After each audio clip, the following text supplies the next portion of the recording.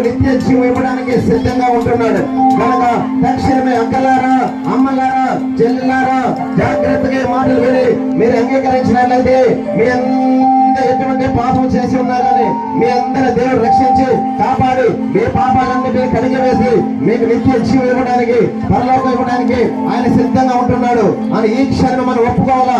ఎటువంటి పాపం అయినా సరే, యేసయ్యా నా పాపాలు క్షమించే ప్రభా, ఈ రోజు ఇలాంటి స్థితి నాకు రాబోతుంది ఒక రోజు, కానీ నేను కళ్ళు మూస్తే పరలోకం వెళ్ళాలయ్యా, ఈ రాజ్యం చూడాలి, మా కొరకు మీరు ముత్యము గుమ్మాలు కలిగి బంగారు వీధులు కలిగిన పరిశుద్ధ పట్టణాన్ని మనకి తెరిచి ఉన్నాడు. ఆయన మన కోసం రెండు చేతులు చాపి ఆయన లోకాన్ని ఎంతగా ప్రేమిస్తున్నాడు.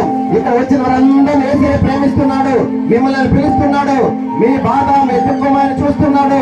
కనుక మనం ఇప్పుడైనా అంగీకరించినట్లయితే, యేసయ్యా నా పాపాలు క్షమించు, నేను రక్షకుడు అంగీకరిస్తున్నాను అని మనం అంగీకరించినట్లయితే మీ అందరికైనా మోక్షం సిద్ధంగా ఉంటున్నాడండి.